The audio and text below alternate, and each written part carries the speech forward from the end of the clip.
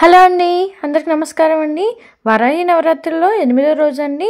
అమ్మవారి తిథి ఎప్పటి నుంచి ఎప్పటి వరకు ఉంది, అమ్మవారు మనకి ఏ అలంకరణలో కనిపిస్తారు, ఆ నైవేద్యం ఏం సమర్పించాలి, పూజ ఏ సమయంలో చేసుకోవాలి, ఈరోజు మనం అమ్మవారికి ఏ దీపం పెట్టాలో మనం ఈ వీడియోలో అయితే తెలుసుకుందామండి.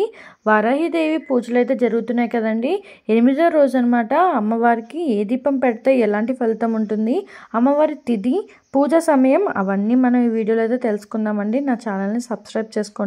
వారాహి నవరాత్రుల్లో 8వ రోజు అండి. ఆషాఢ శుద్ధ అష్టమి తిథి అండి. ఆ రోజు జూలై 2 బుధవారం మధ్యాహ్నం 1:18 ప్రారంభమయ్యి జూలై 3 గురువారం మధ్యాహ్నం 2:41 వరకు అయితే మనకి అష్టమి తిథి అనేది ఉంటుందండి. రాత్రిపూట పూజ చేసుకున్న వాళ్ళైతే జూలై 2 బుధవారం రోజు అయితే చేసుకోవాల్సి ఉంటుందండి. అమ్మవారిది 8వ అలంకరణ అండి.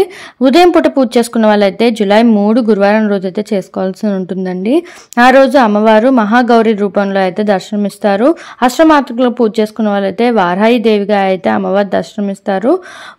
ఆ రోజు అమ్మవారికి మన నైవేద్యం వచ్చే బెల్లం పానకం చక్కెర పొంగలి నైవేద్యంగా అయితే బెల్లం పానకం మనకి చక్కెర పొంగలి నైవేద్యంగా అయితే సమర్పించాలండి. మనకి అమ్మవారికి 8వ రోజు దీపం ఏం పెట్టాలంటే కంద దీపం అండి. మనకి కంద దొరుకుతుందనమాట మార్కెట్లో. ఆ కంద తీసుకొచ్చి మనం చుట్టూ దానికి మట్టి ఏం లేకుండా కడిగి పసుపు రాసి బొట్లు పెట్టి మధ్యలో రౌండ్గా కట్ చేసి నెయ్యి వేసి దీపం అనేది వెలిగించాలండి. ఇలా కంద దీపం వెలిగించడం వల్ల సంతాన సమస్యలు ఏమైనా ఉన్నా, భార్యాభర్తల మధ్యన ఎలాంటి చికాకులు కానీ గొడవలు కానీ ఉన్నా అన్నీ తొలగిపోతాయని చెప్తారనమాట. అమ్మవారికి కంద దీపం చాలా ముఖ్యమండి. చాలా దేవి నవరాత్రుల్లో అమ్మవారికి కంద దీపం పెడితే చాలా మంచిదని చెప్తారండి. కుదిరిన వాళ్ళైతే ఇలా కందం తీసుకొచ్చి దీపారాధన అనేది చేసుకోండి. ఇదండి ఈరోజు వీడియో. మనకి వారాహిదేవి నవరాత్రుల్లో 8వ రోజు తిథి, అలంకరణ, నైవేద్యం, పూజ ఎలా చేసుకోవాలి అంటే అమ్మవారికి ఏ దీపం పెట్టాలో అయితే తెలుసుకున్నారు కదా.